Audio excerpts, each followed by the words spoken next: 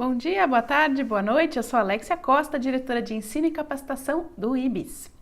Hoje nós vamos abordar, no episódio 46, as questões relacionadas ao aumento de custo e também relacionado à segurança do paciente, quanto à preparação desse paciente para a colonoscopia.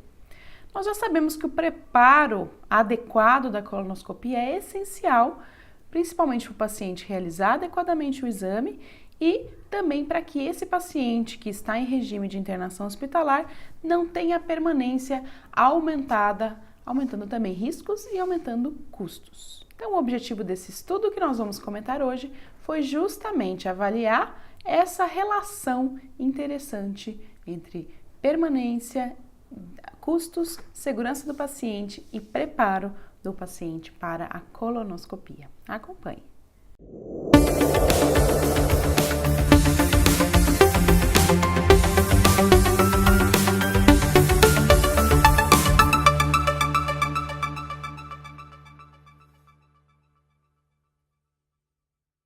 Então, foi realizado um estudo de coorte retrospectivo, então eles avaliaram os prontuários de pacientes que já tinham realizado a colonoscopia, todos os pacientes adultos e submetidos à preparação para a colonoscopia em regime de internação por 12 meses, o período do estudo.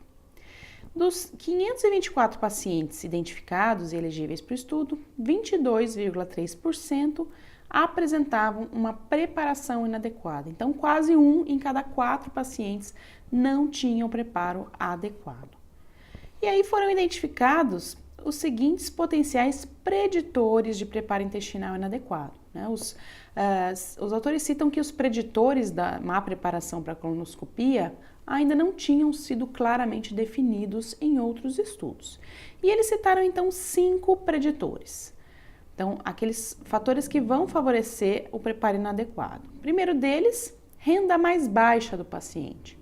Então, talvez associado a uma capacidade cognitiva desse paciente, em entender adequadamente as orientações.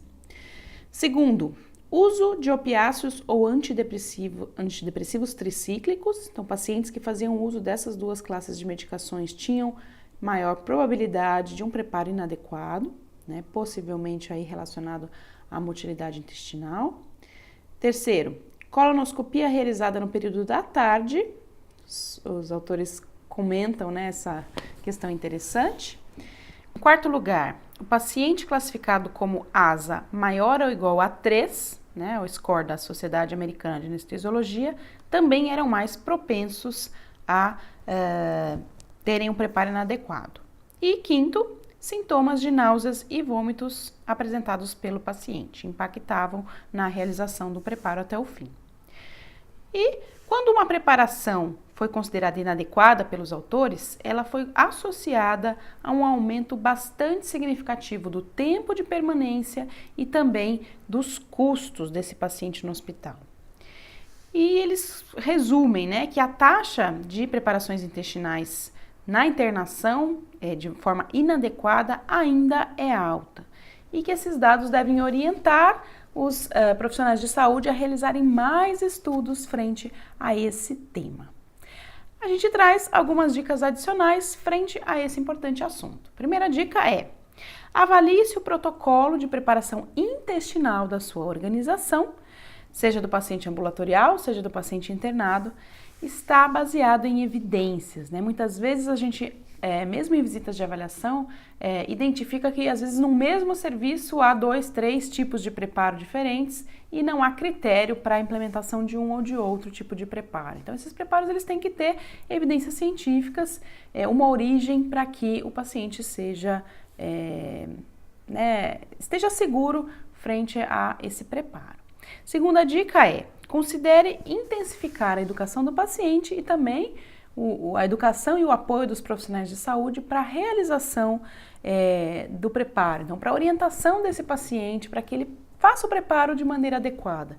O preparo não é um preparo fácil, quem já fez colonoscopia ou acompanhou pacientes que vão fazer colonoscopia sabem que é um preparo difícil, um preparo que começa no dia anterior, o paciente está em jejum, é difícil. Então, quanto mais orientações eficazes e eficientes a gente prover para o nosso paciente, maior a probabilidade de ele fazer a orientação da maneira adequada, né? Cumprir a orientação da maneira adequada.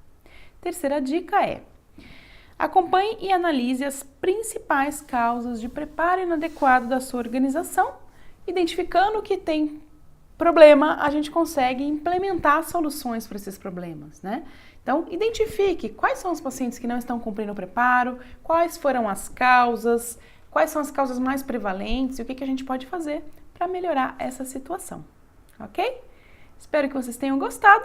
Esse foi mais um episódio que é oferecimento do IBIS e do IBIS Knowledge in Healthcare. A gente fica por aqui e aguarda vocês no próximo episódio. Até mais!